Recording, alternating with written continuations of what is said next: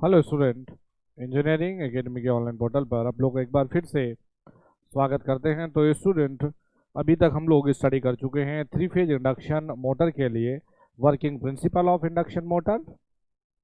साथ के साथ में हम लोग पढ़ चुके हैं स्लिप कॉन्सेप्ट, और हम लोग देख चुके हैं कि कैसे हम लोग रिलेटिव स्पीड लिखते हैं। मींस स्टेटर मैग्नेटिक फील्ड का अगर हम लोग कहें रोटर बॉडी के साथ में रिलेटिव स्पीड क्या रहेगा, तो एन एस माइनस एन, यानी टोटली ये कॉन्सेप्ट स्लिप वाला कॉन्सेप्ट और रिलेटिव स्पीड वाला कॉन्सेप्ट।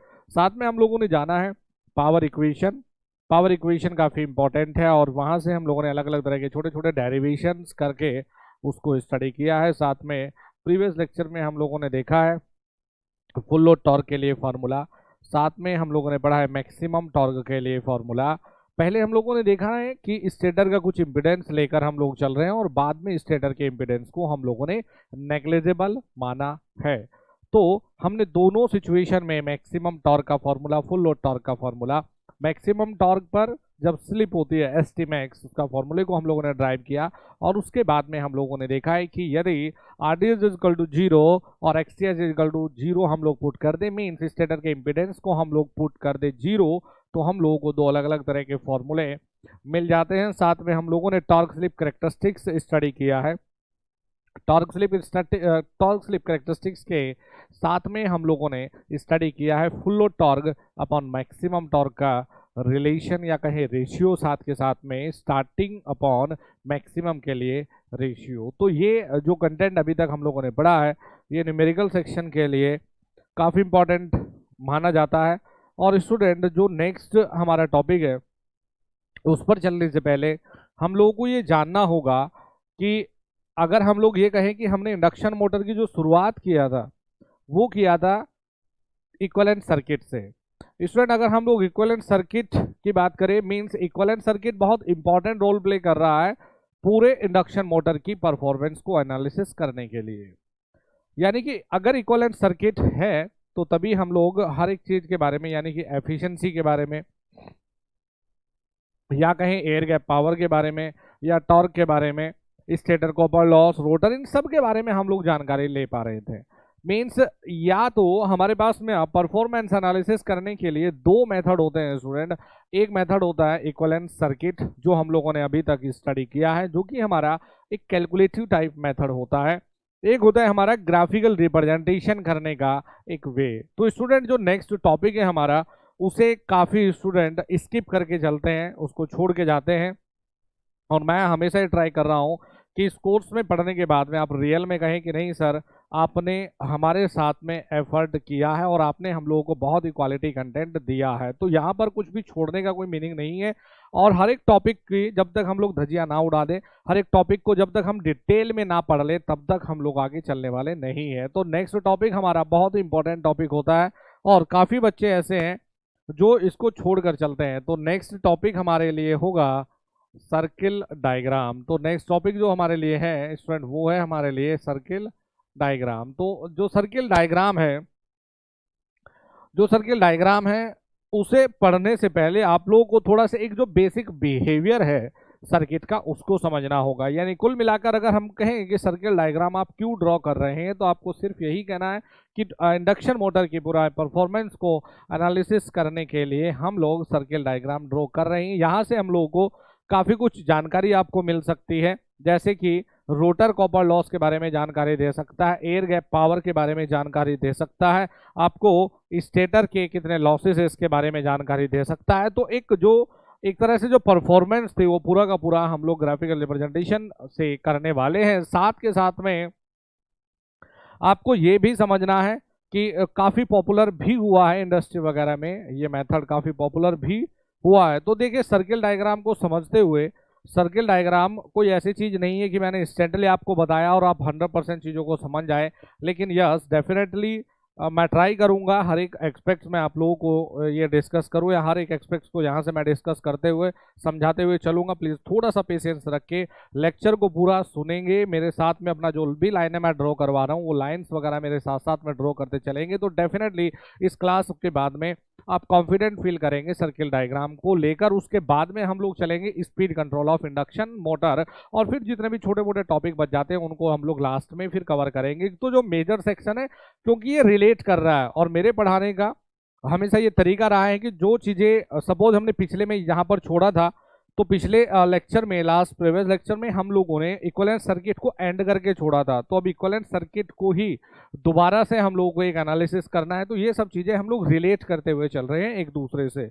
तो स्टूडेंट सर्किल डायग्राम का हम लोग देखिए शुरुआत करते हैं सबसे पहले रोटर सर्किट से। सबसे पहले हम लोग यहाँ एनालिसिस के लिए चलेंगे, देखिए रोटर सर्किट पर। तो देखिए रोटर सर्किट को अगर हम देखें, अगर हम रोटर सर्किट को देखें तो स्टूडेंट रोटर सर्किट में हम लोग ये देखते हैं कि यहाँ पर आपको वोल्टेज मिलता है E2 और यहाँ पर आपको रिएक्टेंस मिलता है JX2, जो रिएक्टेंस मिलता है आपको JX2, और जो रेजिस्टेंस है अगर आप लोगों को याद है तो R2/S। तो स्टूडेंट ये हमारे पास में यहाँ ये हमने रखा यहाँ करंट I2। देखिए ये हमने रोटर का सर्किट को डिजाइन किया है, रोटर का सर्किट हम लोगों ने बनाया है, रोटर सर्किट का इक्विवेलेंट सर्किट हम लोगों ने बना दिया है। तो अगर स्टूडेंट हम लोग यहाँ देखें कि हमें यहाँ से मिल रहा है E2 is equal to I2 R2/S plus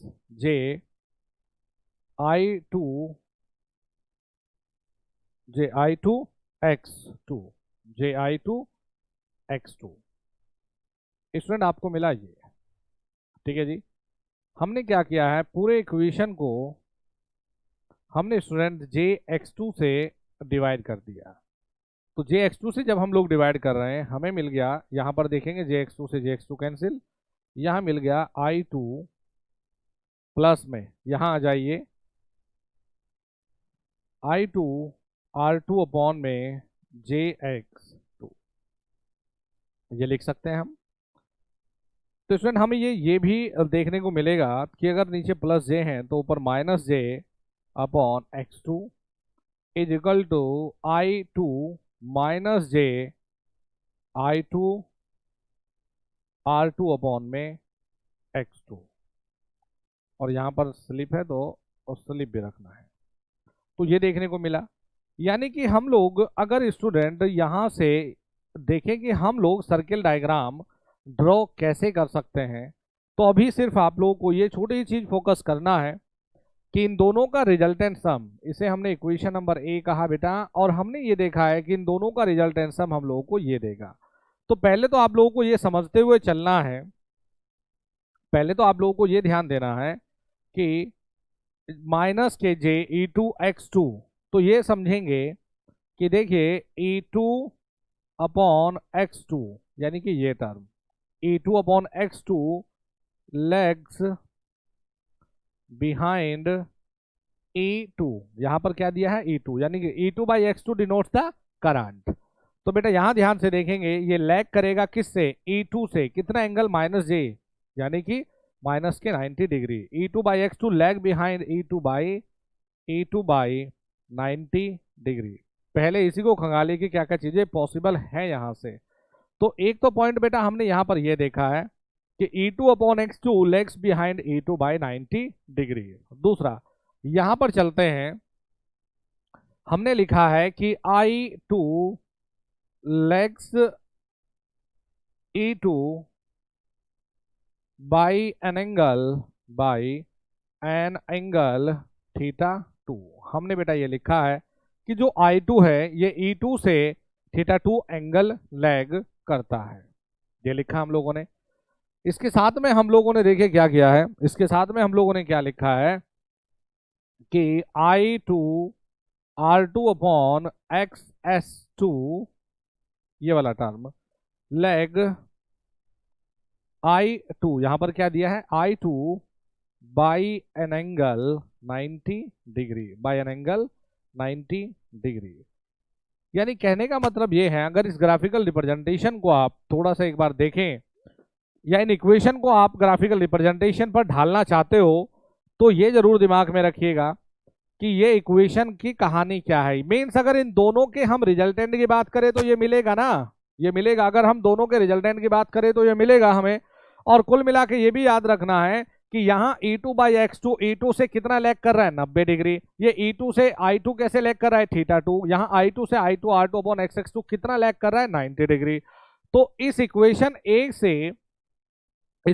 ए को हम लोग ग्राफिकल रिप्रेजेंटेशन के रूप में ढालते हैं। ग्राफिकल रिप्रेजेंटेशन के रूप में ढालने का मतलब होगा कि स्टूडेंट अगर हम लोग यहां से देखना है, अगर हम लोग यहां पर E2 बनाते हैं, अगर हम लोग यहां पर E2 बनाते हैं, ठीक है जी।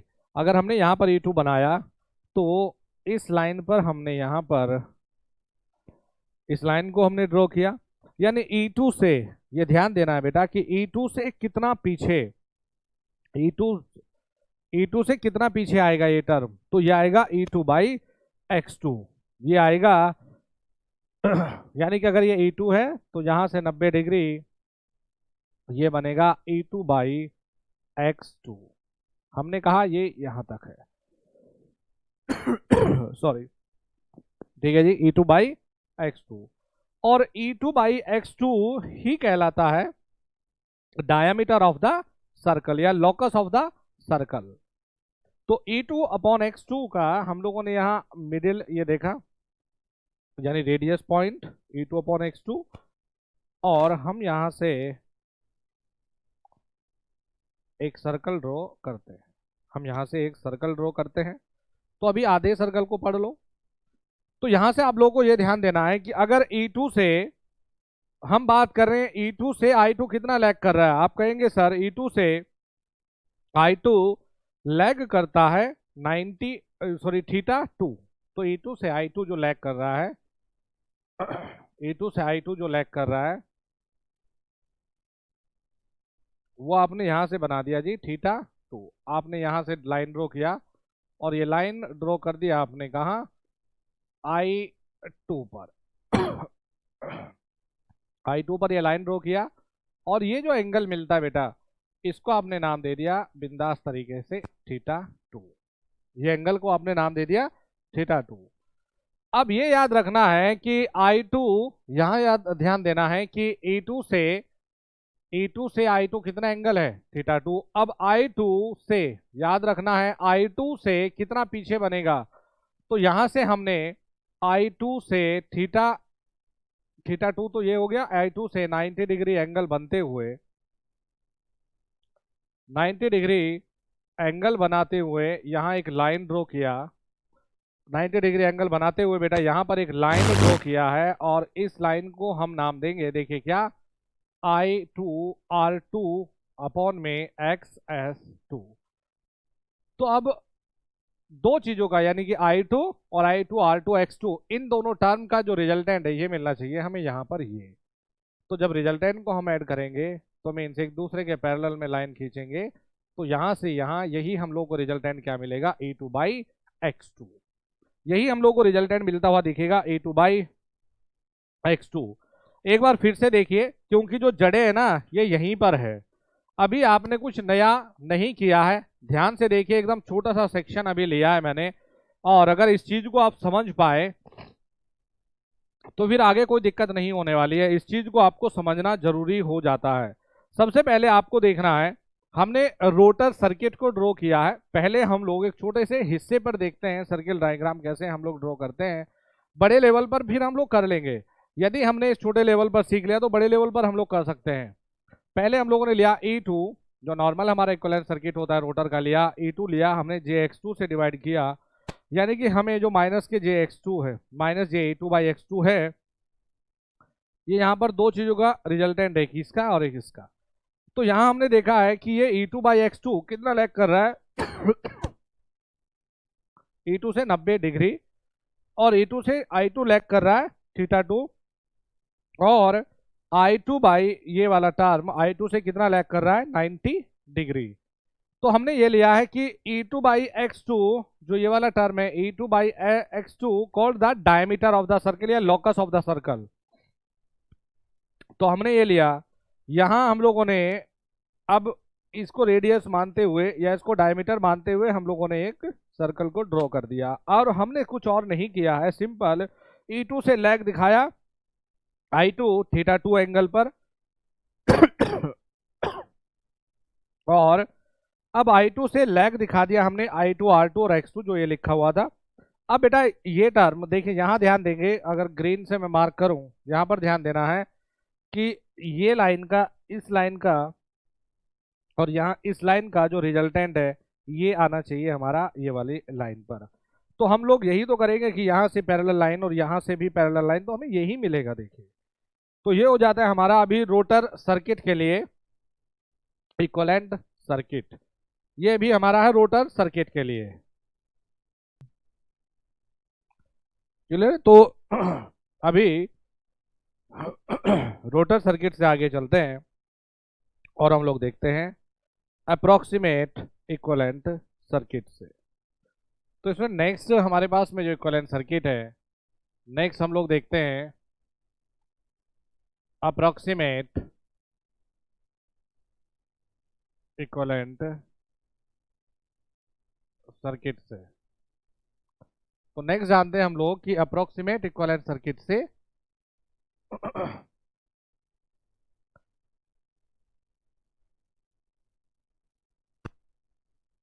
नहीं,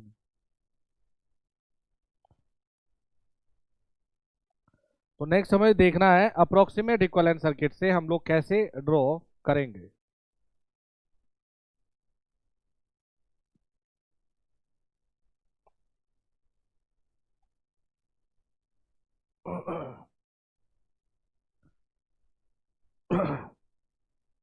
अब देखिए जब हम अप्रोक्सीमेट इक्विवेलेंट सर्किट देखते हैं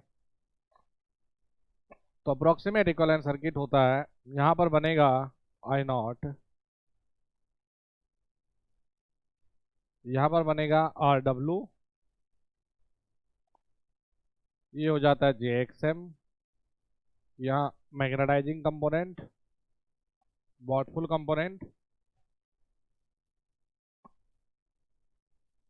यहां मिलेगा V1, ये हो गया I1।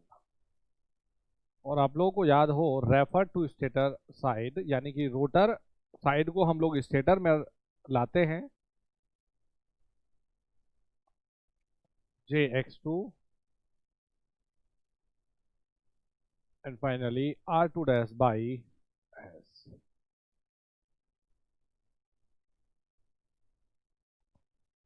हमें यहां पर अप्रोक्सीमेट इक्विवेलेंट सर्किट ये देखने को मिलता है।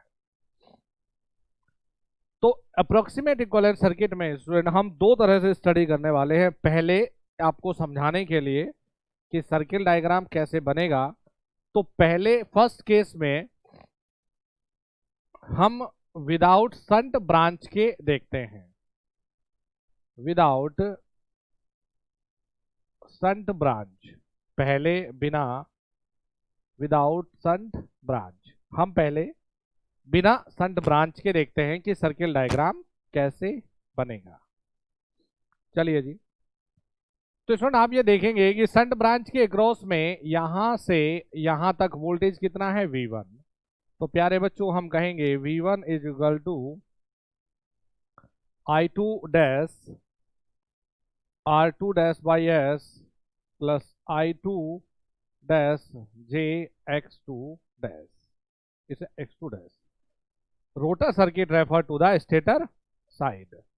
My dear student again same thing, V1, अगर हम यहां से एक छोटा सा पॉइंट देखें, हमने कहा V1 और I2 डैश में एंगल बताइए कितना बनेगा।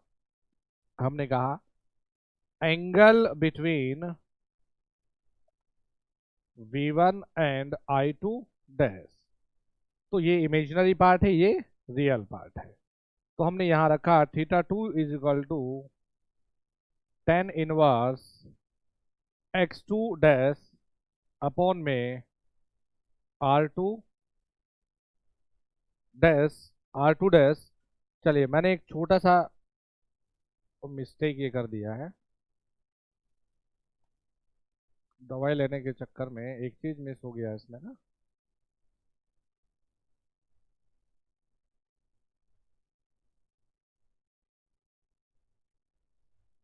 ये भी अच्छा है, समय से याद आ गया। यहां पर हमने लिया है R1, यहां हमने लिया है X1, ये हो गया बेटा R2 डैश बाई एस, और ये हो गया JX2 डैश। ठीक है, अब एकदम करेक्ट बनेगा। तो प्यारे बच्चों हमने लिया ये V1 इज इक्वल टू ये क्या है I2 डैश, I2 डैश, देखिए R1 और ये टर्म हमने एक साथ रखा, R1 plus R2 dash by S plus J X1 plus X2 dash. अभी क्लियर है? अब देखिए अगर हम लोग ये कहें कि I2 dash legs V1 by theta 2, means हमने कहा कि I2 डैश लैग कर रहा है V1 से कितना, थीटा 2।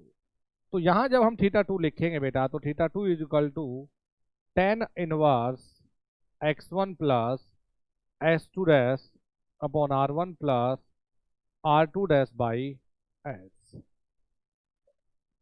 ये रखा हमने।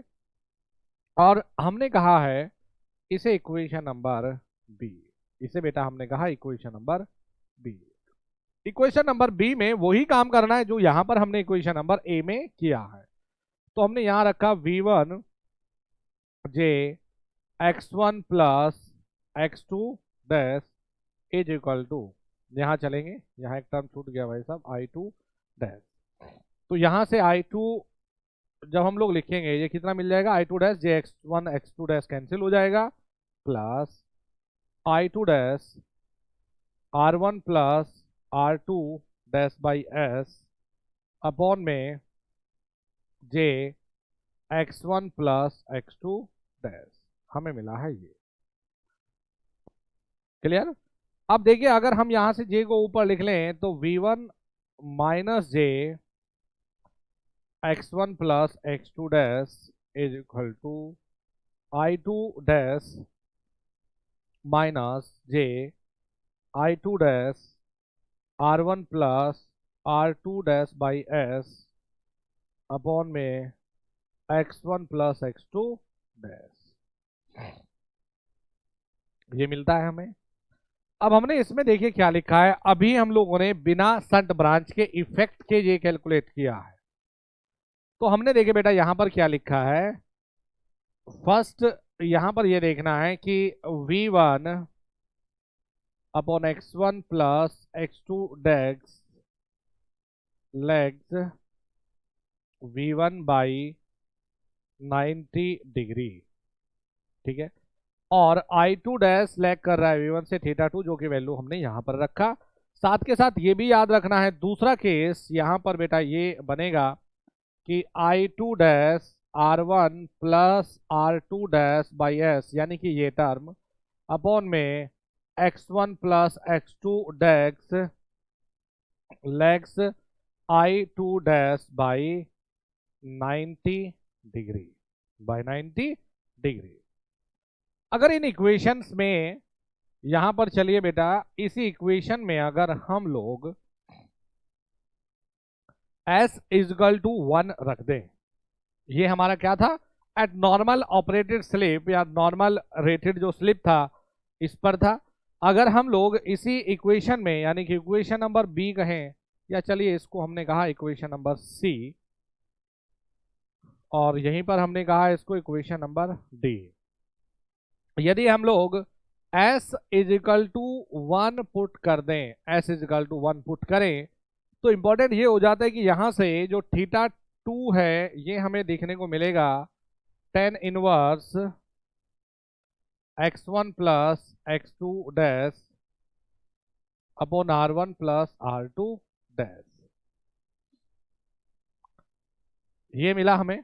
यानी कुल मिलाकर जो एंगल होगा थीटा 2, उसका जो वैल्यू होगा ना वो डिक्रीज हो जाएगा, सॉरी उसका जो वैल्यू होगा वो इंक्रीज होता हुआ दिखाई देगा। चलिए अगर हमने ये थीटा 2 यहां रखा तो S इजकल टू 1 पर हम लोग को यहां भी मिल सकता था, हम लोग यहां मेंशन कर सकते थे v1 अपॉन या माइनस के J v1 upon x1 plus x2 dash is equal to i2 dash minus J i2 dash r1 plus r2 dash upon में x1 प्लस x2 डैश। हमें यहां देखने को मिल सकता था, मींस ये हम लोगों को देखने को मिलेगा when s tends to 1, s tends to 1। अभी बहुत लंबा सफर है इसमें सर्किल डायग्राम में ना। ओके, अब स्टूडेंट हमने पहले ये देखना है कि हम लोग इस केस में, क्योंकि ये बता दूं आपको कि बहुत सारे ऐसे 90% तो ऐसे टीचर भी मिलेंगे जो अपना छोड़ो आगे बढ़ो, लेकिन ठीक से चैलेंज आप लोगों को सीखना है। चलिए, अब हमने जब इसको विदाउट संट ब्रांच एनालिसिस किया तो इन सब इक्वेशन को देखे बनाकर देख लेते हैं। इन सब इक्वेशन को अगर हमने बना के देखा तो ये हमने ले लिया यहाँ v1। इन सब इक्वेशन को अगर हम लोग ड्रॉ करके देखें तो हम लोग यहां देख लेते हैं कि हमें मिल जाता है v1। चलिए जी, ये ले लिया हमने स्टूडेंट, देखिए v1 ध्यान से देखें, और v1 से लैग क्या कर रहा है, v1 upon x1 plus x2।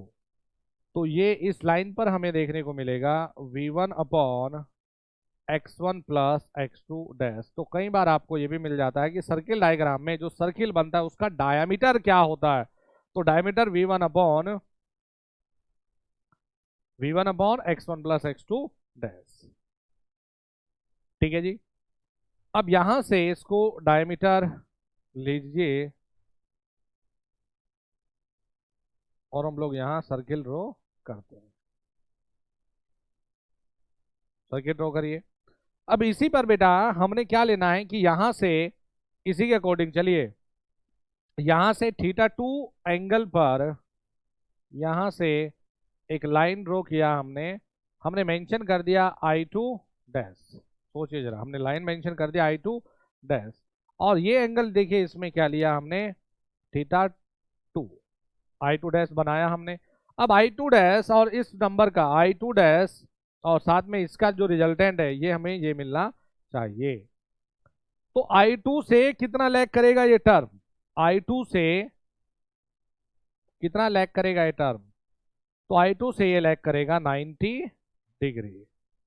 I2 से ये लैग करेगा बेटा 90 डिग्री। तो 90 डिग्री लैग करते हुए हमने यहाँ ड्रॉ किया है I2 डैश, हमने ड्रॉ किया I2 dash R1 plus R2 dash by S upon में X1 प्लस X2 डैश। और अगर इन दोनों का रिजल्टेंट की बात करें तो ये कुछ नया नहीं है हमारे लिए, पुराने पहले की तरह ही इन दोनों का जो रिजल्टेंट है यहाँ एक दूसरे के पैरेलल लाइन ड्रॉ करके हमें देखने को मिलेगा ये, यानी कि ये पॉइंट। ठीक है जी, चलिए अगर बच्चों हम लोग अब पुट कर लें s इजिकल टू 1, तो s इजिकल टू 1 का मतलब होगा यहां से जो एंगल है θ2 वो आपका इंक्रीज होना। तो s इजिकल टू 1 पर s इजिकल टू 1 पर आपको बेटा I2 डैश मिल जाएगा। देखिए यहां पर आपको I2 डैश मिल जाता है यहां पर, और I2 डैश जितना भी यहां एंगल आएगा उतने पर ही ड्रॉ करना है। I2 डैश जब हमें ये मिलेगा तो सेम वही काम करना है। देखिए मैं रेड पेन से मार्क करता हूं, तो आपको सेम यही काम करना है कि यहां से इसके एक्स से 90 डिग्री, अब I2 डैश के एक्स से 90 डिग्री लाइन ड्रॉ करनी है ना, 90 डिग्री लेना है, और 90 डिग्री ये टर्म आपको देखने को मिलेगा I2 dash R1 plus R2 dash upon में X1 प्लस X2 डैश हमें देखने को मिलेगा ये। यानी कि अब आपके दिमाग में ये चीज सेट है कि अगर s इजिकल टू 1 है तो यहाँ ये लाइन और ये लाइन बेटा मिलके क्या बनाएगी, यहाँ पर मिलना चाहिए। तो हमने s इजिकल टू 1 भी बना दिया। तो हम कई बार इन चीजों को, कई बार हम इन लाइंस का बहुत ज़्यादा इंपॉर्टेंस नहीं है, या इस लाइन की बात करें या इस लाइन की बात करें, तो हम सिर्फ ऊपर वाले सेक्शन को ही स्टडी करते हैं। तो अभी हमने सिर्फ ये जाना है, ये सर्किल डायग्राम की अप्रॉक्सीमेट इक्विवेलेंट सर्किट जो हम लोग लेकर चल रहे हैं, अभी उसमें हमने शंट ब्रांच का कोई भी इफेक्ट इंक्लूड नहीं किया है। तो आपको ये समझना होगा स्टूडेंट कि जब हम लोग शंट ब्रांच का इफेक्ट इंक्लूड कर रहे हैं, जब हम लोग शंट ब्रांच का इफेक्ट यहाँ इंक्लूड करके चल रहे हैं, तो आपको इस पॉइंट पर ध्यान देना होगा, ध्यान से समझिएगा, इस पॉइंट पर आपको ध्यान देना होगा कि हम लोग यहाँ मेंशन करते हैं I1 इज इक्वल टू, हम मेंशन करते हैं I0 प्लस में I2 डैश। अगर इक्विवेलेंट सर्किट में हम लोग इफेक्ट देखकर चलते हैं तो हम लोग को देखने को मिलता है I1 बराबर I0 प्लस I2 डैश। मिलता है कि नहीं भाई? मिलता है, ओके। और यहीं से अगर हम आगे चलें तो हमें साथ के साथ ये भी देखने को मिल जाता है कि I0 इज इक्वल टू दो अलग अलग टर्म IW प्लस में IM, जो कि अभी हम लोग देख चुके हैं। इक्विवेलेंट सर्किट में यही तो जाना हमने, यानी इन दोनों का जो रिजल्टेंट है वेक्टर सम ये क्या है IW, और इन दोनों का रिजल्टेंट जो वेक्टर सम है ये क्या है I1 है। तो कुल मिलाकर देखिए हम लोग ये पढ़ते हैं अभी कि अगर हम बेटा ये कहें कि ये V1 बना तो V1 के x पर ही हमारे लिए मजबूरी है कि V1 के x पर ही बेटा हम लोग क्या लेते हैं IW लेते हैं, वाटफुल कंपोनेंट, और V1 से 90 डिग्री पीछे हम लोग ड्रॉ कर रहे होते हैं IM यानी कि मैग्नेटाइजिंग कंपोनेंट, ये ड्रॉ कर रहे होते हैं। और इन दोनों का जो रिजल्टेंट है, इन दोनों का जो रिजल्टेंट है बेटा ये हम लोगों को देखने को मिलता है, इन दोनों का जो रिजल्टेंट है ये हमें देखने को मिलता है I2 और I0, ये हम लोगों को देखने को मिलता है I0। जब हम लोग देखते हैं कि ये हम लोग देखते हैं कि भाई हमें जो रोटर का जो करंट है वो हम लोग को I2 इस तरफ मिलता है, तो रेफर्ड टू प्राइमरी साइड जब हम लोग करते हैं तो हमने बेटा हम ड्रॉ करते हैं कि ये आता है हमें I2 और डैश। अगर इस तरफ I2 है तो रेफर टू स्टेटर साइड हमें यहाँ मिल जाता है I2 डैश। तो I2 डैश और I1 का जो रिजल्टेंट है ये हम लोगों को बेटा यहाँ से मिलता है I1, ये हमें मिलता है यहाँ से I1। और अगर सर्किल डायग्राम का कहीं से मतलब होता है तो सर्किल डायग्राम का देखिए परफॉर्मेंस एनालिसिस का पूरा मतलब हम लोगों ने जाना है यहाँ I2 डैश से। तो अगर इस ग्राफिकल रिप्रेजेंटेशन को हम लोग दूसरे अलग वे में देखें तो आपको समझाने के लिए देखिए बेटा याद रखेंगे, हम ऐसे भी बना सकते हैं कि अगर हम ये कहें कि ये आता है देखिए IM, ये अगर IM आता है तो IM पर ही हम लोगों को क्या ऐड करना है, ये हमने ले लिया क्या IW, और अब ये लाइन हमें बताएगी, ये लाइन क्या होगी I0, एक्साइटिंग करंट कहेंगे या नो लोड करंट कहेंगे।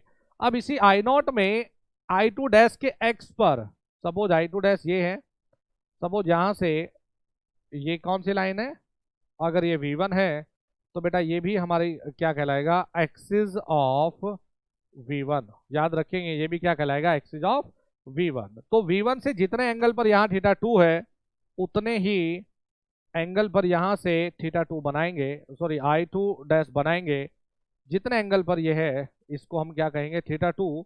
और जब हम लोग इस लाइन को मिलाएंगे बेटा ये लाइन कहलाएगा, जब भी हम यहाँ से इस लाइन को मिलाएंगे तो ये लाइन क्या हो जाएगा देखिए I1। ये भी ड्रॉ करने का मेथड यही है, दोनों के दोनों एक ही चीज है, बस ड्रॉ करने का एक वे मैंने थोड़ा सा सिंपल कर दिया, दोनों में यही एक चीज हम लोग रिप्रेजेंट करते हैं। यानी कुल मिलाकर अगर हम थोड़ा सा इंडक्शन मोटर के जो पुरानी चीजें हम लोगों ने पढ़ी है तो थोड़ा सा हम लोग एक ओवरव्यू पर चल रहे हैं। ओवरव्यू देखिए क्या हमें किस चीज की आवश्यकता होने वाली है, हमें ये पता है कि स्टेटर इनपुट से बेटा अभी कराया था मैंने, स्टेटर इनपुट से हम लोग माइनस करते हैं स्टेटर, हम लोग माइनस करते हैं स्टेटर लॉसेस को, और स्टेटर लॉसेस में यहाँ दो चीजें हमें देखने को मिलती है, दो चीजें हमें देखने को मिलती है, स्टेटर कोर लॉस प्लस में स्टेटर कॉपर लॉस, ठीक है, ये दो चीजें हमें देखने को मिलती है। और इन दो चीजों को अगर हम माइनस कर दें तो यहाँ हम लोगों को एयर गैप पावर PG मिल जाता है, और बेटा इसमें से अगर हम माइनस के PRC कर दें तो रोटर कॉपर लॉस मिल जाता है, और यहां हम लोगों को मिल जाता है फिर पीएमडी। पीजी में से पीआरसी को माइनस कर दे तो क्या मिलेगा, पीएमडी। और पीएमडी में से अब माइनस करना होता है मैकेनिकल लॉसेस, यहां होता है मैकेनिकल लॉसेस। स्टूडेंट आपको यह ध्यान देना है, यहां मिलेगा आपको सॉफ्ट आउटपुट पावर। स्टूडेंट हमारे लिए यहां पर समझने वाली चीज ये है कि अगर हम यहां पर ये कहें कि जो मैकेनिकल लॉसेस है, जो मैकेनिकल लॉसेस है, अगर हम नो लोड पर मशीन को चलाएं तो ये तो होगा ही होगा ना, ये मैकेनिकल लॉसेस तो होगा ही होगा। और कुल मिला के साथ में आपको जब नो लोड की बात है तो मशीन में कॉपर लॉस नहीं हो रहा है, मशीन में कॉपर लॉस नहीं हो रहा है।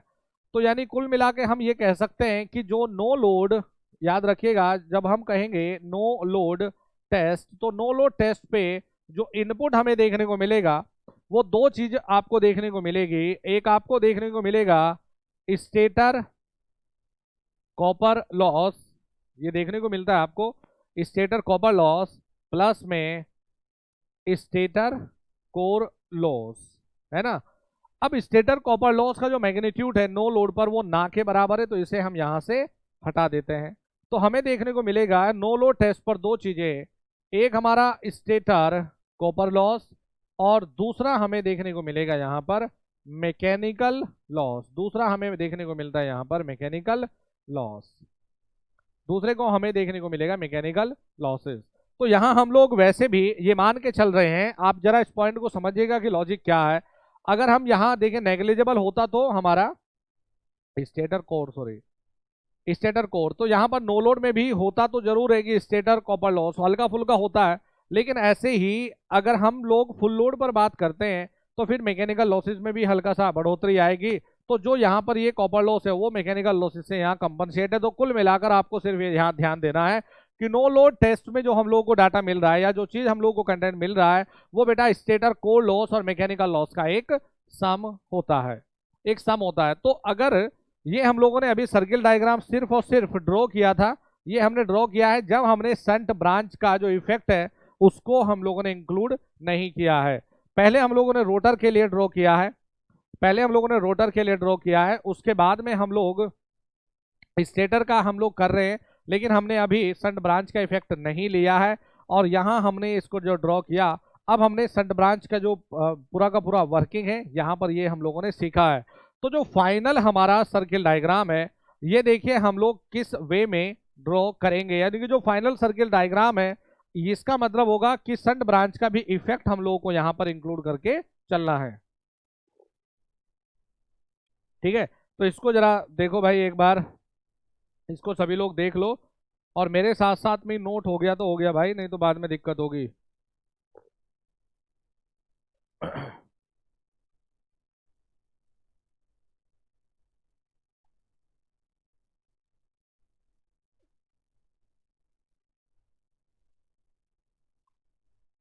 चलिए तो अभी इसको हम लोग रफ करते हैं, क्या कि इधर मुझे काफ़ी कुछ चीज़ें और ड्रॉ करनी है। तो अभी इस सेक्शन को हम लोग रफ कर देते हैं।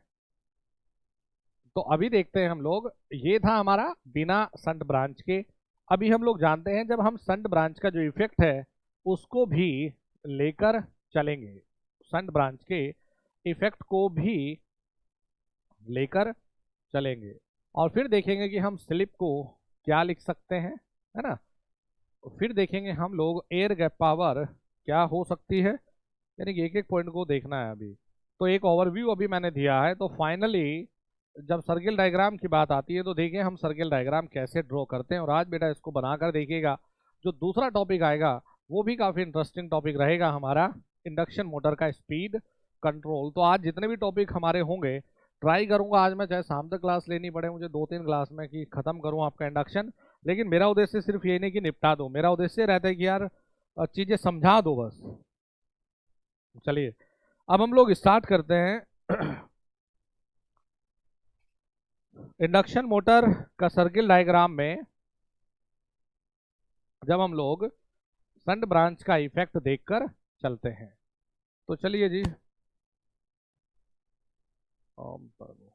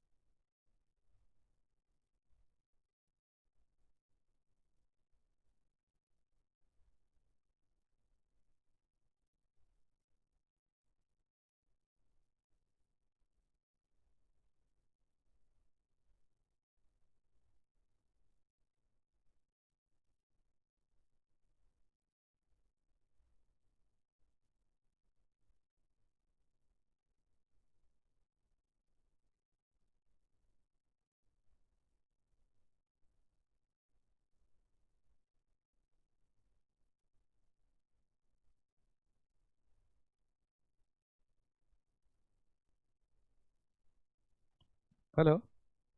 क्या ना, लाइव क्लास में एक ये फायदा है कि अगर ऐसे बैटरी वैटरी डिस्चार्ज हो जाए तो बच्चा बता देता है। यार रिकॉर्डिंग में बार बार देखना पड़ता है सिस्टम पर कि सब ओके है। तो चलो यार, दो दो तीन मिनट आवाज़ नहीं है, दोबारा से उस चीज़ को मैं रिपीट कर रहा हूँ। इतना कोई ऐसे बहुत ज़्यादा टाइम नहीं है कि आवाज़ नहीं है, सिर्फ 3 मिनट हुए थे। 3 से भी कम टाइम वो नज़र चली गई मेरी। तो मेरा ज़्यादा टाइम वेस्टेज नहीं है। देखिए, तो हम लोग क्या देख रहे हैं बेटा यहाँ पर? यहाँ देखना है कि हम लोगों ने यहाँ पर V1 लिया है और V1 के 90 डिग्री पीछे हम लोगों ने यहाँ पर IM बनाया है। यहाँ पर 90 डिग्री पीछे हम लोगों ने IM लिया। IW हमारा कहाँ पर होगा? जिस X पर V1 है इसी पर हमने IW लिया है और इसी लाइन को हमने आगे बढ़ाया। यही हमारा क्या है? एक्सिस ऑफ V1 है। एक्सिस ऑफ V1 है। तो कुल मिलाकर I0 और I2 डैश को अगर हम लोग ऐड कर दें, अगर हम I0 और I2 डैश को हम ऐड कर दें तो हमें मिलता है I1। तो बेटा हमने ये कहा कि एंगल V1 से कितने एंगल पर होता है? थीटा, ये I2 डैश थीटा 2 जो हमने मेंशन किया हुआ है। तो यहां से हमने थीटा 2 एंगल पर I2 डैश ड्रॉ किया है और I0 और I2 डैश का रिजल्टेंट बेटा हमें ये V1 देखने को मिल जाता है। अब चलिए, V1 और I1 के बीच के एंगल थीटा 1 है और no load power factor angle V1 और I0 के बीच का एंगल ये थीटा 2 है। तो हम लोग जो सर्किल डायग्राम देखें, यहां पर आ जाइए। ये जो ड्रॉ कर रहे हैं ना, ये कर रहे हैं हम लोग किससे? I2 dash. तो यहां पर चलिए I2 डैश, यहां से जब भी मैंने आपको बताया है तो V1 और I2 डैश यहां से इस पॉइंट से आप करेंगे तो बेटा इसमें जो डायमीटर है वो कितना है? V1 upon x1 plus x2 dash. तो यहां से आपने ये डायमीटर ड्रॉ किया।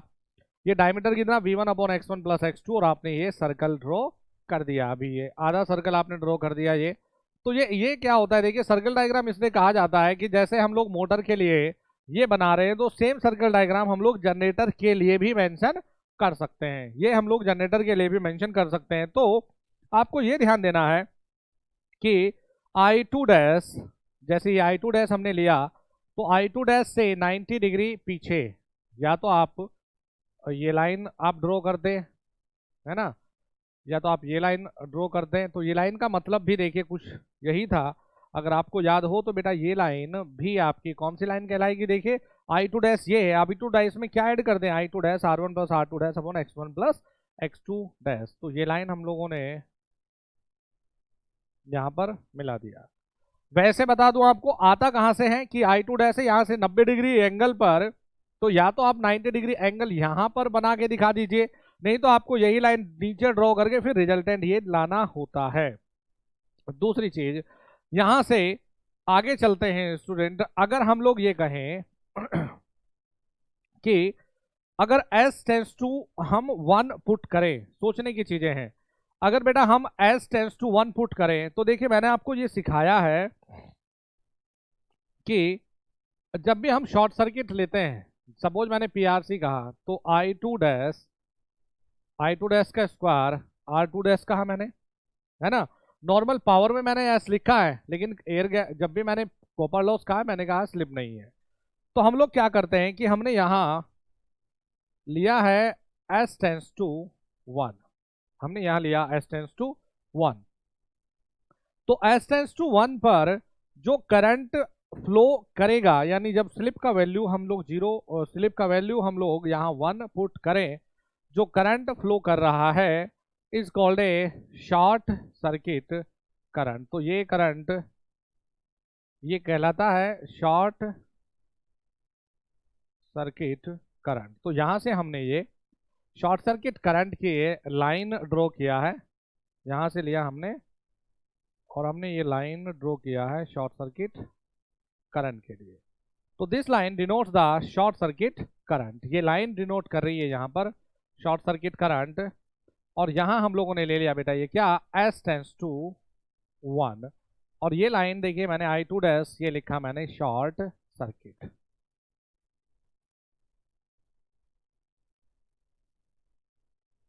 ठीक है, ये लिखा हमने I शॉर्ट सर्किट। अब देखिए आपको ये फोकस करके चलना है, ये ध्यान देना है कि स्टूडेंट ये भी याद रखें कि S टेंस टू 1 जब भी हम लोगों ने सपोज S इक्वल टू 1 लिखा है तो यहां से भी यहां से भी ये लाइन अगर आप यहां मिलाएंगे तो याद रखो ये कुछ और नहीं आपने किया, जैसे आपने आई टू डैश यहां पर था, बस एक अंतर ये मिला है कि जब भी कभी S is equal to 1 है, it means short circuit condition, it means there is a short circuit condition।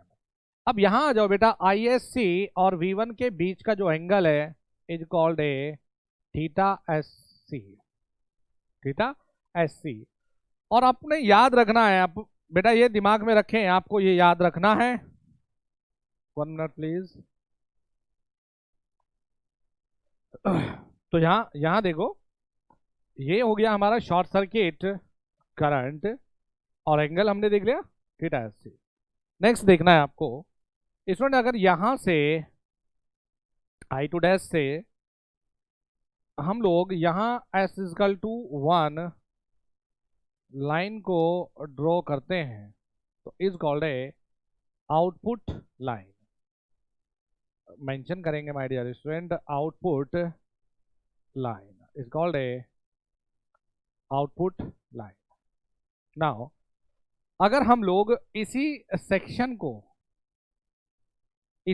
को हम लोग लेकर चलते हैं S टेंस टू इंफिनिटी, तो प्यारे बच्चों आपको ये दिमाग में रखना है कि S टेंस टू इंफिनिटी का मतलब मेरा हाई वैल्यू से नहीं है, S टेंस टू इंफिनिटी, क्योंकि जब भी हम लोग ये सर्किल डायग्राम ड्रॉ करते हैं तो स्लिप वेरी कराते हैं माइनस इन्फिनिटी से लेकर हम लोग प्लस के इन्फिनिटी तक। तो इसका जो मतलब होता है वो होता है कि भैया यहाँ जब भी हम सर्किल डायग्राम, तो माइनस इन्फिनिटी आपको देखने को मिलता है एक तरह से जब जनरेटिंग मोड की हम बात कर रहे होते हैं, तो ये वैल्यू हम लोग मेंशन करके चल रहे हैं कि भाई जब लोड पर ये ऑपरेट हो रहा है, मीन्स अपने टॉर्क पर चल रहा है, तो उस समय ये स्लिप का वैल्यू था। तो यहाँ जो ये लाइन जो मैच करवाएगी यहां से S टेंस टू इंफिनिटी, तो my dear student is called a torque line, ये कहलाती है टॉर्क लाइन। अभी चलेंगे कि एग्जामिनर क्या क्या सवाल कर सकता है आपसे, is called a torque line.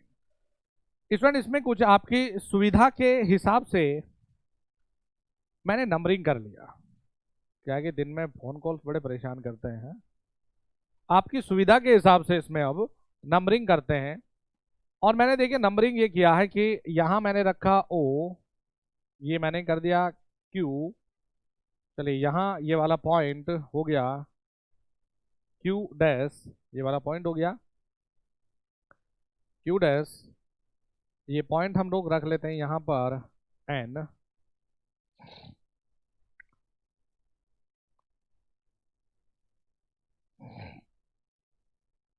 यहां एक पॉइंट और,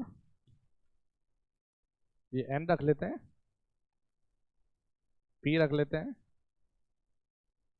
QR हो गया, R रख लेते हैं, S रख लेते हैं, ये सब मेंशन कर दिया हम लोगों ने। तो हम लोग करते क्या है, देखिए बेटा आप मुझे एक बात बताइए, अगर मैं आपको ये कहूं कि Q और Q डैश, ये बताइए ये क्या है। अगर मैं आपको कह रहा हूं कि Q से Q डैश क्या है, तो यहां आपको स्केल रखना होता है और आपको ग्राफ में ये दे देता है कि देखिए 1 सेंटीमीटर का मतलब 1 एम्पियर करंट से होगा, 1 सेंटीमीटर का मतलब इतने वोल्ट स्केल से होगा, मीन्स ऐसे आपको मेंशन करता है। तो हम लोग यहां पर स्केल रखेंगे Q से Q डैश पर, तो हम लोग कहेंगे सर ये तो वाटफुल कंपोनेंट ऑफ करंट है। यानी कि अगर मैं सिंपल यहां से लिखूंगा, बच्चों ध्यान से देखना है, अगर मैं कह रहा हूं कि नो लोड, मैं आपको लिख रहा हूं, मैंने आपको कहा कि नो लोड लॉसेस, मैंने आपको कहा नो लोड लॉसेस, तो नो लोड लॉसेस आप क्या मेंशन कर सकते हैं। नो लोड लॉसेस का मतलब फिर से एक बार बता दूं, मेरा मतलब है स्टेटर कोर लॉस प्लस में mechanical losses. Mechanical losses again बेटा मैं बता दूं फ्रिक्शन एंड बाइंडेज लॉस। तो अगर मैं नो लोड लॉसेस की बात कर रहा हूं तो बेटा मेरा मतलब है बड़ी क्लियरली V1 इंटू Q से Q डैश तक, Q डैश का मतलब कुछ और नहीं IW है, क्लियर ना। तो यहां से हमें ये मिल जाता है नो लोड लॉसेस। यहां से हमें देखने को मिल जाएगा नो लोड लॉसेस, और हम क्या कहेंगे कि V1 इंटू क्यू से क्यू डैश तक दूरी का अगर हम मल्टीप्लाई करेंगे तो हमें यहां से नो लोड लॉसेस देखने को मिलेगा। ठीक है जी।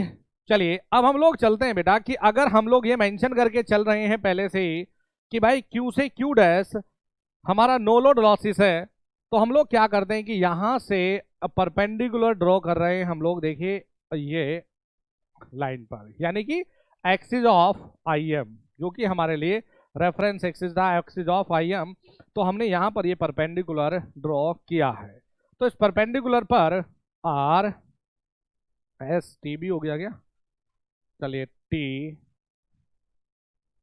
ये रखा हमने, यू और वी ये ले लिए बेटा हमने। तो आपको ये क्लियर कर दूं कि Q Q dash Q Q dash is equal to U V, U V ये हुआ यू और वी, यू से लेकर वी तक। ये हो जाता है नो लोड लॉसेस, यानी कि हमने फ्रिक्शन और ये सब यहां से निकाल दिया। अब आपको ये ध्यान देना है कि अगर हम लोग यहां से O से लेकर जो R तक हम लोगों ने ISC दिखाया है, और O से लेकर ISC तक जो यहां पर पावर फैक्टर एंगल जो बन रहा है, यानी कि कौन सा एंगल है, φSC या θSC, हमारा short circuit power factor angle. तो अगर इसका एक कंपोनेंट हम लोग निकाल दें, अब देखिए कंपोनेंट बेटा क्या निकलेगा। कंपोनेंट जब हम लोग निकालेंगे तो कंपोनेंट आएगा ये, यहां देखिए ध्यान से, कंपोनेंट ये आएगा, और इस कंपोनेंट का जो वैल्यू आता है बेटा, ये कंपोनेंट का जो वैल्यू आएगा, इसका वैल्यू देखें हम क्या लिखेंगे। इसका वैल्यू हम लोग लिख रहे होंगे यहां ISC cos थीटा SC, ये value ISC cos theta SC। यानी कुल मिलाकर अगर ये O है, V है, तो ये हम लोगों ने यहां पर मेंशन कर लिया W। तो O से लेकर W और V से लेकर R आपको डिनोट कर रहा है ISC cos theta SC।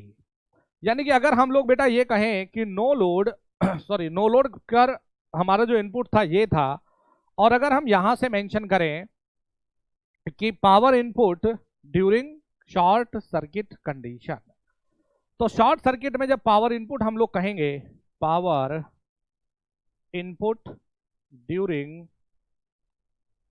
Short circuit condition, power input during short circuit condition. तो power input during short circuit condition देखेंगे हम क्या कहेंगे बेटा, V1 वोल्टेज हो गई ISC cos थीटा SC, और ISC कुछ और बीमारी नहीं था, ISC cos थीटा SC कुछ और नहीं है, R से लेकर V तक डिस्टेंस है। तो हम क्या कहेंगे, V1 into R2 V, R से लेकर V तक ये डिस्टेंस होती है। लेकिन आप खुद सोच के देखिए, अगर हम power input during short circuit condition ये कह रहे हैं, तो बेटा एक चीज तो जरा मत भूलिए ना, U से लेकर V तक आपने ऑलरेडी बोला हुआ है, U से लेकर V तक आपने अपने आप से कहा हुआ है। देखिए यहां नो लोड लॉसेस, ये रहा नो लोड लॉसेस। तो इसीलिए R से लेकर U तक, यानी कि यहां R से लेकर U तक कहलाता है, R से लेकर U तक हम लोग कहेंगे, देखिए इधर मेंशन कर सकते हैं क्या, दिख रहा है, ओके। R से लेकर U तक हम लोग कहते हैं इसको, RU को हम लोग कहेंगे कॉपर लॉस, कॉपर लॉस।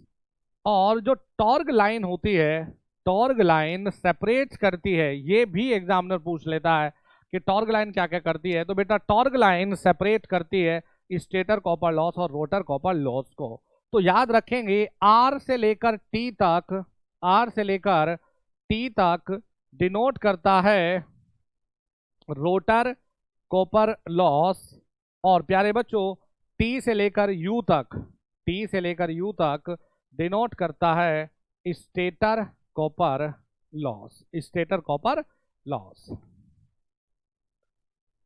तो ये ले लिया हमने R से लेकर T तक, ये यानी कि ये टर्म जिसको हम मेंशन, मैंने अब ये कर दिया ना, तो ये डिनोट करता है रोटर कॉपर लॉस।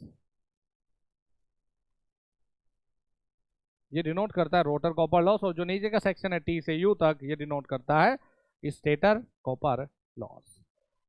अब देखिए जी, हमने जो काम यहां से किया, हमने I2 डैश से नीचे परपेंडिकुलर ड्रॉ किया, और देखिए क्या क्या फायदे होते हुए हमें दिखेंगे। क्या क्या फायदे हैं देखिए स्टूडेंट। इस पॉइंट को हमने एन कहा, इस पॉइंट को हमने एन कहा, इस पॉइंट को हमने ई कहा, इस पॉइंट को हमने एफ कहा, इस पॉइंट को हमने जी कहा, और इस पॉइंट को हमने एच कहा। तो बेसिक मैथमेटिक्स की प्रॉपर्टी के हिसाब से आप ये देख पाएंगे कि अगर सेम लाइन से ये बन रहा है ना, तो आर टी, आर से लेकर टी तक हम क्या ये क्लेम कर सकते हैं कि भैया ई से लेकर एफ तक हमें ये सेम इफेक्ट देगा। अगर हमने भाई बड़ी स्केल या छोटी स्केल पर है, तो हम क्या ये कह सकते हैं, क्योंकि सेम एंगल के साथ में बनते हुए गए हैं, टी से लेकर यू तक हमें यही सेम इफेक्ट देगा जो हमें एफ से लेकर जी तक इफेक्ट देता है। और जी से लेकर एच तक हम लोग ऑलरेडी देखे पढ़ चुके हैं, जी से एच तक का मतलब होता है यहां पर स्टेटर यानी कि no load losses, stator core loss और मैकेनिकल लॉसेस।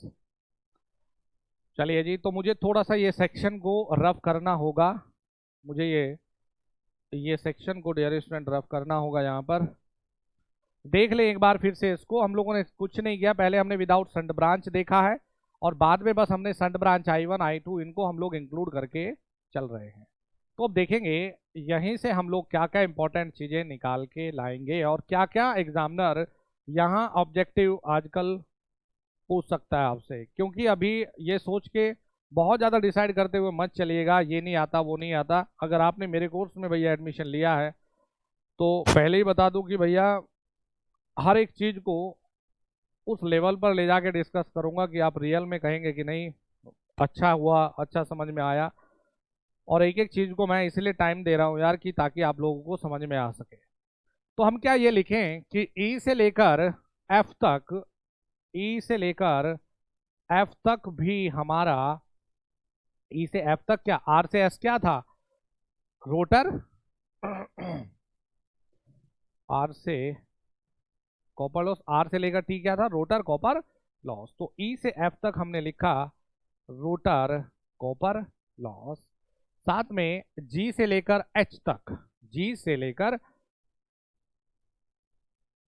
अच्छा एफ से लेकर जी तक, सॉरी एफ से लेकर जी तक ये बताता है स्टेटर कॉपर लॉस, और जी से लेकर एच तक, जी से लेकर एच तक ये बताता है स्टेटर लॉसेस। या फिर ये लिख देते हैं no load losses, no load losses.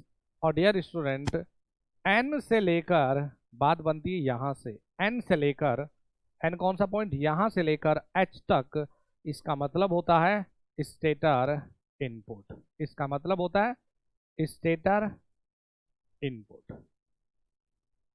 देखिए इसका मतलब क्या है, स्टेटर इनपुट है, ठीक है जी, स्टेटर इनपुट।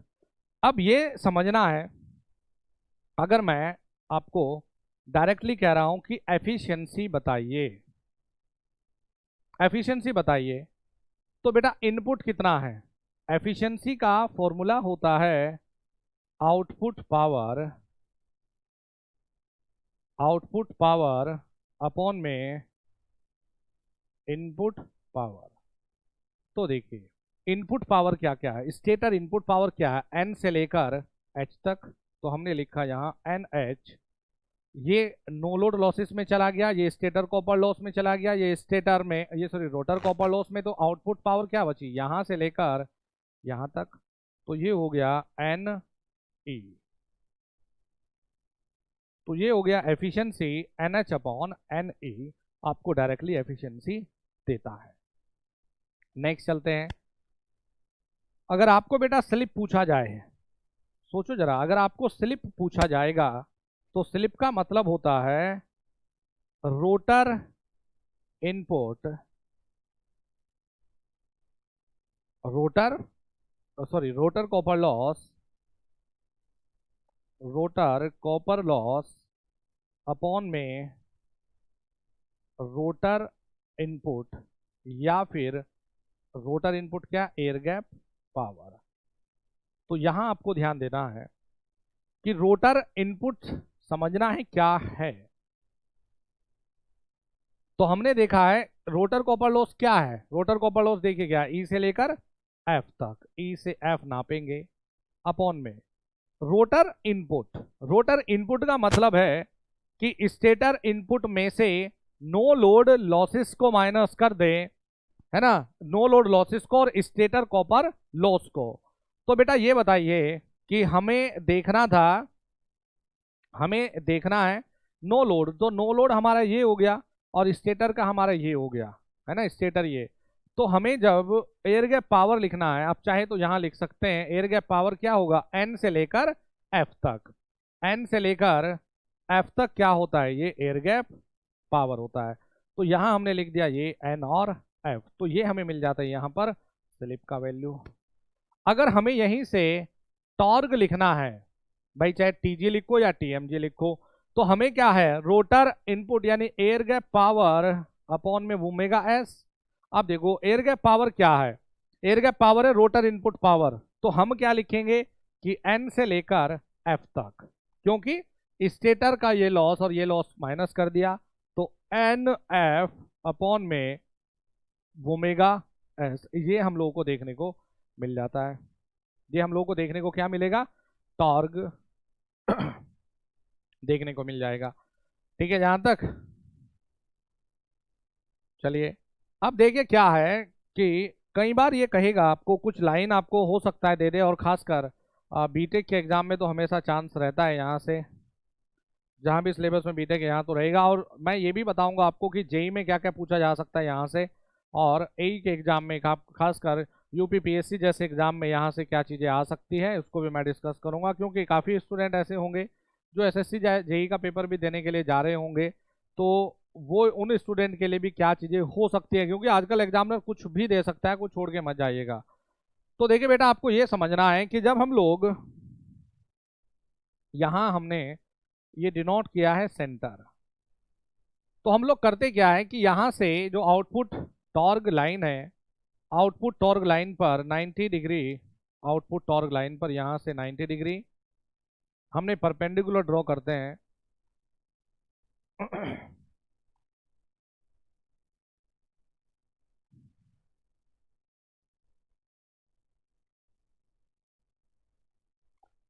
ये हमने परपेंडिकुलर ड्रॉ किया और आगे तक हम लोग बढ़ाते हैं यहाँ।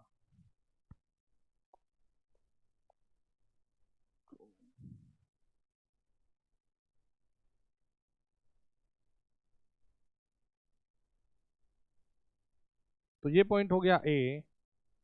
तो इसे जब हम लोग टॉर्क लाइन पर वापस से यहाँ से जब हम लोग स्ट्रेट एक टेंजेंट ड्रॉ करते हैं यहाँ से ए, इस पर डायरेक्ट हम एक टेंजेंट ड्रॉ करते हैं, तो is called a dash, is called a dash. और A to A dash is called a maximum torque, is called maximum torque बेटा।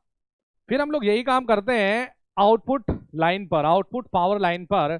तो यहां से आउटपुट पावर लाइन कहां पर है, ये तो आउटपुट पावर लाइन पर हम लोग यहां से एक टेंजेंट ड्रॉ करते हैं, और टेंजेंट देखिए यहां से ये हो गया। फिर यहां से हम लोग लाइन ड्रॉ करते हैं, सपोज ये हमने बी और बी डैश रखा, कहीं और तो नहीं है ना बी, चलिए बी और बी डैश रखा हमने। तो B to B dash, B to B dash is called a maximum output power, क्या ये मैक्सिमम आउटपुट पावर। तो ये हो जाता है स्टूडेंट आपका कंप्लीट सर्किल डायग्राम, ये हो जाता है आपका कंप्लीट सर्किल डायग्राम। इसमें देखिए पहले हम लोग जेई के लिए सवाल को ढूंढते हैं। जेई के लिए क्या है, आपको दिया जा सकता है कि सर्किल डायग्राम हम स्लिप को कहाँ से कहाँ वेरी करा के ड्रॉ करते हैं, तो ये हो जाएगा माइनस इन्फिनिटी टू इन्फिनिटी। फिर आपको दिया जा सकता है कि रोटर सर्किट के लिए हम सर्किल डायग्राम ड्रॉ कर रहे हैं, तो उसका जो डायमीटर होगा सर्किल का वो क्या होगा। तो यहाँ पर ये सवाल बन सकता है ई टू अपॉन में x2 ये बन सकता है। दूसरा जेई लेवल की पहले बात कर रहा हूँ, आपको पूछा जा सकता है कि वहां से हम लोगों ने अप्रोक्सीमेट सर्किट से हम सर्किल डायग्राम ड्रॉ कर रहे हैं, तो यहाँ पर क्या रह सकता है, जो सर्कल है उसका डायमीटर कितना रह सकता है, ये आपसे पूछा जा सकता है। दूसरी चीज आपसे पूछा जा सकता है कि जो टॉर्क लाइन होती है वो टॉर्क लाइन किस किस चीज को सेपरेट करती है, तो ये सेपरेट करती है आपकी रोटर कॉपर लॉस और स्टेटर कॉपर लॉस को। ठीक है, तो आपको कई बार जब पेपर आसान बनेगा तो आपको सपोज ये कोई लाइन ऐसे ड्रॉ करके यहाँ से यहाँ पूछ लेगा और यहाँ लिख देगा ये टॉर्क लाइन, तो आपसे पूछ लेगा ई से एफ क्या है और एफ से जी क्या बनता है, तो ये आपको देख के जाना है। दूसरा, जब हम ए लेवल पर आ जाते हैं तो ए लेवल पर ये चीजें इंपॉर्टेंट है कि हो सकता है आपको पूरा सर्कल डायग्राम दिखाएं और आपको कहे कि ए से ए डैश क्या लाइन रिप्रेजेंट करता है, बी से बी डैश क्या लाइन रिप्रेजेंट करता है, इज कॉल्ड ए। तो जो टॉर्क से जो भी टॉर्क से परपेंडिकुलर लाइन जाएगी, जो भी टॉर्क से परपेंडिकुलर लाइन से टेंजेंट होगा वो हमारा क्या है, मैक्सिमम टॉर्क, और जो पावर से ये हमारा मैक्सिमम पावर। तो ये हमारा हो जाता है यहाँ पर सर्किल डायग्राम। और भैया मैंने तो इसमें कुछ कमी रखी नहीं है सर्किल डायग्राम। तो सर्किल डायग्राम याद रखिएगा कि ड्रॉ कर सकते हैं हम लोग इंडक्शन जनरेटर के लिए भी, इंडक्शन जनरेटर के लिए भी हम लोग सर्किल डायग्राम ड्रॉ कर सकते हैं। तो लेकिन इंडक्शन जनरेटर के लिए सेम एज इट इज नीचे की तरफ हम लोग कुछ क्वांटिटीज लेंगे, जहां हम लोग यही ब्रेकिंग टॉर्क वगैरह हम लोग इधर के ड्रॉ करेंगे। लेकिन आप सिर्फ मोटर के लिए प्रैक्टिस करिए और मोटर के लिए ही बनाएंगे तो आपको हर एक चीज़ का आइडिया लगेगा। तो इंडस्ट्री वगैरह में कुछ क्विक एनालिसिस करने में काफ़ी ये फेमस भी हुआ है, आपको इक्विवेलेंट सर्किट वगैरह ड्रॉ करने की ज़रूरत नहीं होती है, तो काफ़ी फेमस हुआ है ये। चलिए, thank you very much and all the very best. और बनाकर देखिए इसको एक दो बार, और आज जितने भी टॉपिक है वो सब टफ ही टॉपिक आएंगे इंडक्शन मोटर के, इजी कुछ नहीं आने वाला। तो तैयार रहे इंडक्शन मोटर के बाकी टॉपिक्स के लिए भी।